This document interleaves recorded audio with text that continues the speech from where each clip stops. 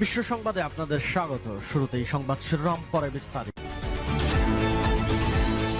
ইন্নালিল্লাহ, আবারও মধ্যপ্রাচ্যে তৃতীয় বিশ্বযুদ্ধ শুরু হয়ে গেছে।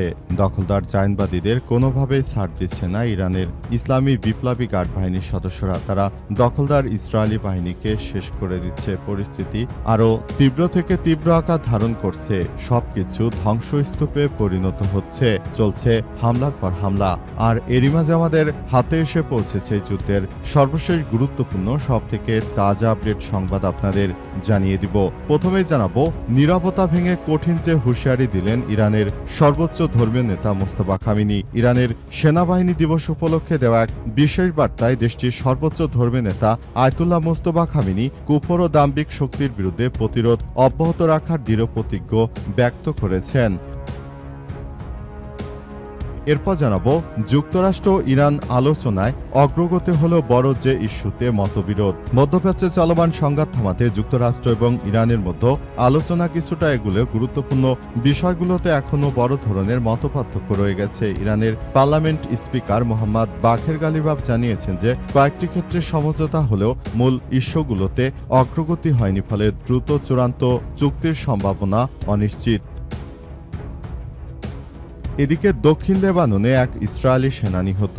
লেবাননের সঙ্গে চলমান যুদ্ধবিরতির মধ্যেই দক্ষিণ লেবাননে এক ইসরায়েলি সেনা নিহত হয়েছে বলে জানিয়েছে ইসরায়েলের প্রতিরক্ষা বাহিনী আইডিএফ। খবর বিবিসির। আইডিএফের এক বিবৃতিতে জানানো হয়েছে যে শুক্রবার দক্ষিণ লেবাননে লড়াই চলাকালে আহত হওয়ার পরই সেনা তার আঘাতের কারণে মারা যায়। আইডিএফ আরও জানিয়েছে এই ঘটনায় আরও ৩ জন সৈন্য গুরুতরভাবে আহত হয়েছে।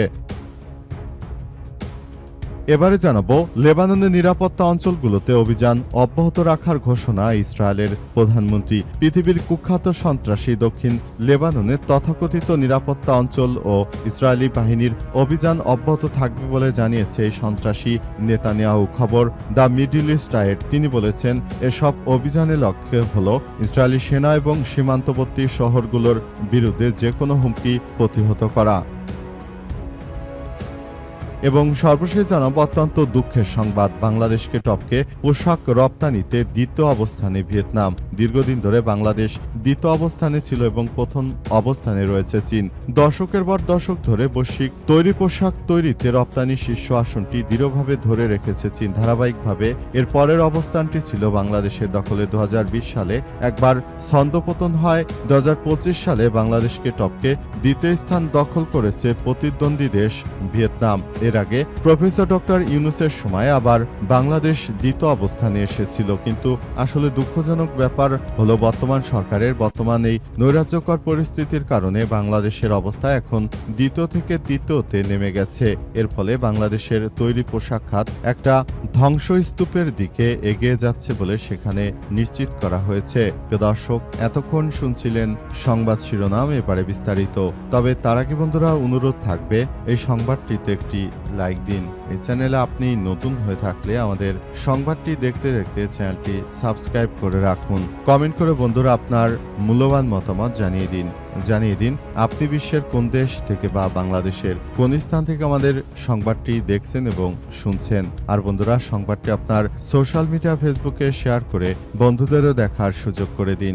গাজা যুদ্ধে আপনি যদি নিরীহ ফিলিস্তিনিদের ভালোবেসে থাকেন বন্ধুরা, কমেন্টে ইয়েস লিখে পুরো বিশ্বকে আমাদের এই সংবাদটি দেখার সুযোগ করে দিন। এবারে বিস্তারিত। নিরাপত্তা ভেঙে কঠিন হুঁশিয়ারি দিলেন ইরানের সর্বোচ্চ ধর্মীয় নেতা।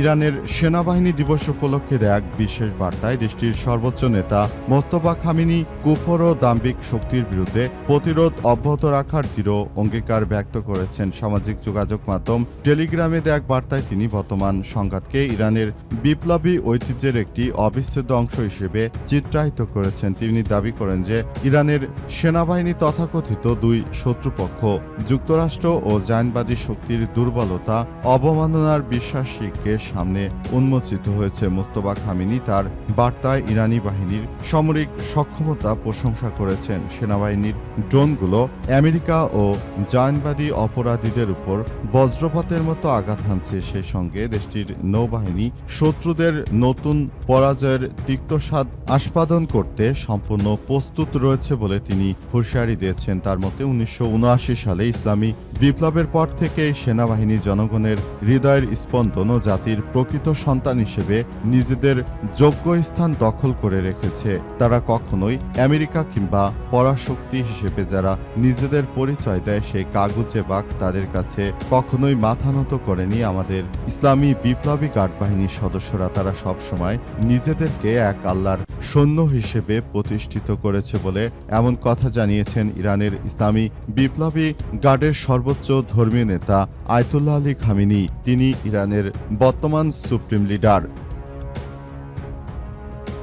যুক্তরাষ্ট্র ইরান আলোচনায় অগ্রগতি হলেও বড় ধরনের যে ইস্যুতে মতবিরোধ। মধ্যপ্রাচ্যে চলমান সংঘাত থামাতে যুক্তরাষ্ট্র এবং ইরানের মধ্যে আলোচনা কিছুটা এগুলো গুরুত্বপূর্ণ বিষয়গুলো এখনো বড় ধরনের মতপার্থক্য রয়ে গেছে। ইরানের পার্লামেন্টের স্পিকার বাঘের গালিবাফ জানিয়েছে যে মার্কিন যুক্তরাষ্ট্র তারা চায় আমরা আমাদের সমৃদ্ধ ইউরেনিয়াম তাদের হাতে তুলে দেই, কিন্তু প্রকৃতপক্ষে এটি কখনোই সম্ভব নয় বলে তিনি নিশ্চিত করেছেন। তিনি আরও বলেন যে আমরা কখনোই এটা করতে পারি না। পুরো প্রক্রিয়া আমরা সেভাবেই দেখছি যেভাবে আসলে আমাদের পরিচালনা করা উচিত। জায়নবাদীরা তারা শুরু থেকে আমাদের বিরুদ্ধে যে ধরনের কার্যক্রম পরিচালনা করছে এটি আসলে কোনোভাবেই মেনে নেওয়া হবে না। তিনি আরও জানিয়েছেন যে মার্কিন যুক্তরাষ্ট্র শুরু থেকে আমাদের উপর নানাভাবে প্রেশারাইজ করে আমাদের সমৃদ্ধ ইউরেনিয়াম তারা নিয়ে যেতে চেয়েছিল, কিন্তু প্রকৃতপক্ষে আমরা এটি কখনোই তাদেরকে দেব না।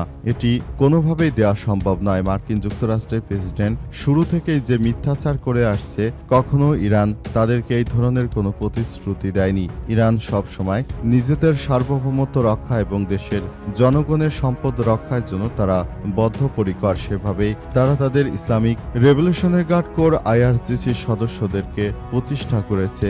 আইআরজিসি শুধুমাত্র একটি সেনাবাহিনী নয়, তারা হচ্ছে এমন একটি বাহিনী যারা সুসংগঠিতভাবে সারা দেশটাকে তারা অর্থনৈতিকভাবেও নিয়ন্ত্রণ করে থাকে।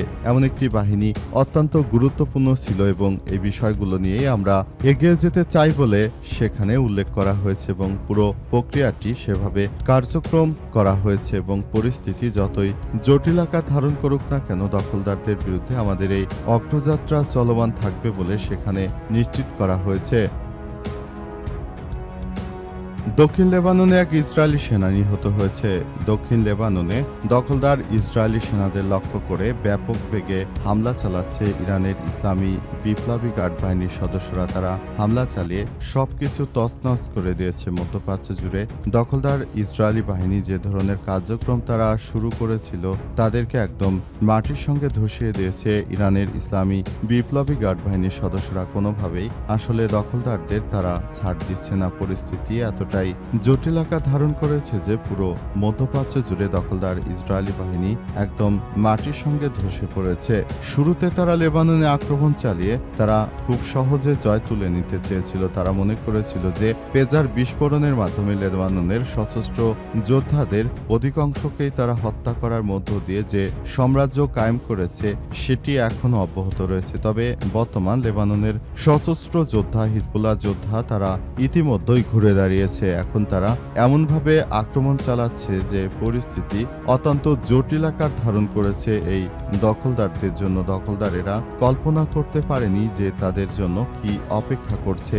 শেষ পর্যন্ত তাদেরকে এমনভাবে শিক্ষা দিয়েছে লেবাননের সশস্ত্র যোদ্ধারা। তারা প্রতিনিয়ত এদেরকে শিক্ষা দিচ্ছে এবং এদের বিষয় নিয়ে খুবই গুরুত্ব সহকারে কাজ করছে লেবাননের সশস্ত্র যোদ্ধারা। কোনোভাবেই কোনো পরিস্থিতিতেই তারা দখলদার ইসরায়েলি বাহিনীকে ছাড় দেবে না বলে লেবাননের পক্ষ থেকে নিশ্চিত করা হয়েছে এবং বর্তমান সময়ে দখলদারেরা সব থেকে বেশি বিপাকে পড়েছে। তারা এখন চাইলেও কোনো কিছু করতে পারছে না। পরিস্থিতি তাদের অনুকূলে চলে গেছে।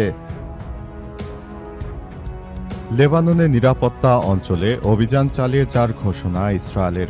দক্ষিণ লেবাননের তথাকথিত নিরাপত্তা অঞ্চল ইসরায়েলি বাহিনীর অভিযান অব্যাহত থাকবে বলে জানিয়েছে দেশটির প্রধানমন্ত্রী ইসরায়েলের কুখ্যাত সন্ত্রাসী নেতানিয়াহু শুরু থেকে জানিয়েছে যে তারা গাজার মতো একটি পরিস্থিতি লেবাননে সৃষ্টি করতে চায়। লেবাননে আমাদের যারা মুসলিম ভাই বোন রয়েছে এবং যারা লেবানন পরিচালিত করছে এসব রাষ্ট্রটির উপর দিয়ে দখলদার ইসরায়েলি বাহিনী তারা যে ধরনের ধরনের সন্ত্রাসী কার্যক্রম শুরু করেছে এটা কখনোই মেনে নেওয়া যায় না। সারা বিশ্বের বুকে দখলদারেরা শুধুমাত্র আমাদের মুসলিমদের উপর টার্গেট করে এই ধরনের অনাকাঙ্ক্ষিত হামলা চালাচ্ছে। হামলার তীব্রতা আরও তীব্র থেকে তীব্র আকার ধারণ করেছে এবং পুরো বিশ্বজুড়ে দখলদার ইসরায়েলি বাহিনী এই কার্যক্রমগুলো চালিয়ে মূলত মুসলিমদের টার্গেট করছে এবং তাদেরকে হত্যার ষড়যন্ত্র খেলায় মেতে উঠেছে। এই দখলদারেরা শুরু থেকেই মুসলিমদের বিরুদ্ধে একাত্রা হয়ে তারা তীব্র বেগে আক্রমণ চালিয়ে মুসলিমদের সাম্রাজ্যকে তারা ধ্বংসস্তূপে পরিণত করতে চায়। জন্য এখনই